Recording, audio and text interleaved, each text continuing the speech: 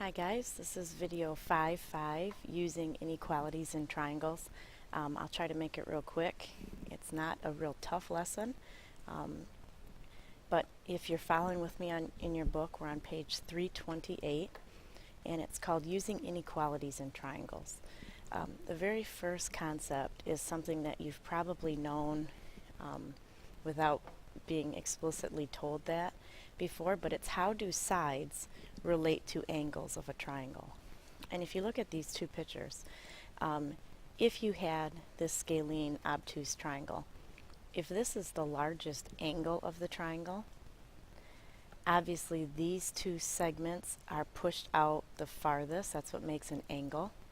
So they're spread apart the farthest.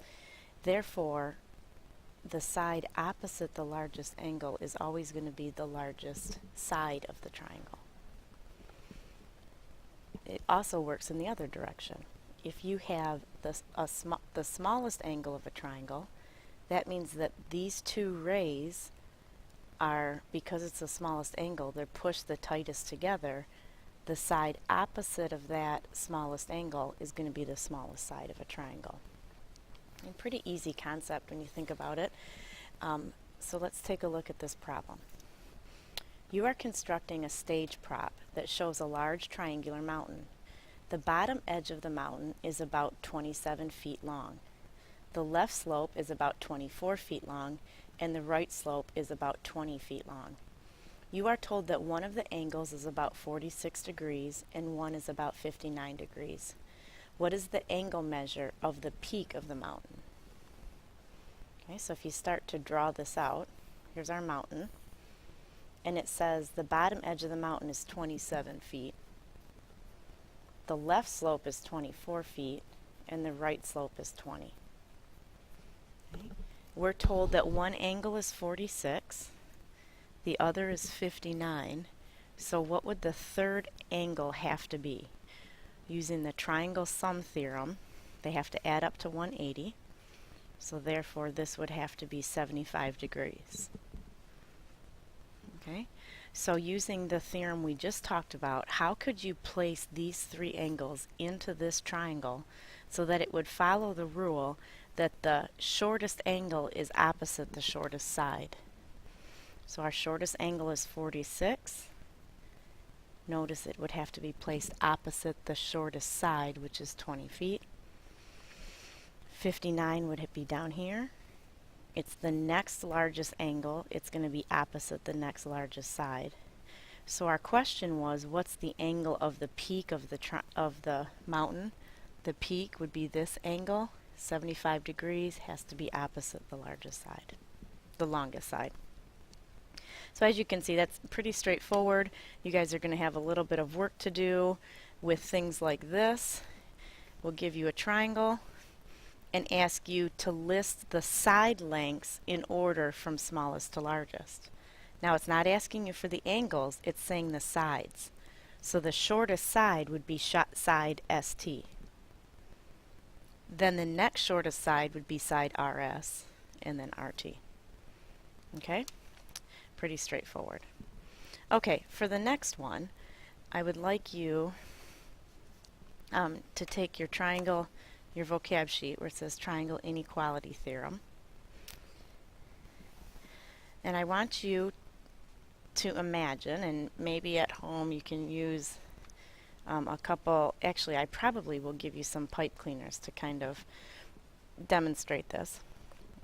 But I want you to think about creating a triangle. Let's say that one side is 2 and the other segment is 5 units. So if you can imagine holding a pipe cleaner that's 2 inches and a pipe cleaner that's 5 inches, could you tell me all the different possible lengths that this third side could possibly be? Okay, so as you move those around, notice that if you were to move it to the very smallest possible opening, if you were to put the pipe cleaners almost right on top of each other, do you see that this distance right here has got to be just slightly bigger than the difference between 5 and 2? It's got to be just slightly bigger than 3. How come it can't be exactly 3? Okay, so I want you to think about that and try to answer that question. How come it can't be exactly 3? Okay. The other option is if we were to open this up as wide as possible, if this is 2 and this is 5, to make a triangle here, could this third side be exactly equal to 7?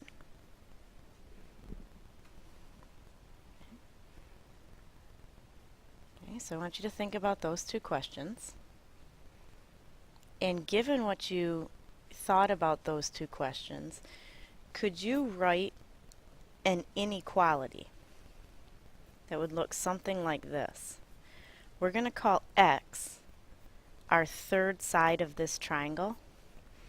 Can you tell me what two values does this third side have to fall between? In other words, do you guys agree that we could draw tons of different triangles that have a side of 2, a side of 5, and a third side of x? We could open those up, we could change that angle, and we could come up with many different numbers that x could be. But it's got to fall between two values. Okay, so I want you to think about that. Think about what two values it must fall between and why. And see if you can come up with that answer. Okay, if you need to pause the video, please do. And then for class tomorrow, I want you to think about this. If this is a triangle, can you come up with all the possible measures that x could be? What's the largest value x could be? What's the smallest value x could be, and still be able to create a triangle? Okay? All right, that's it. Thanks for watching.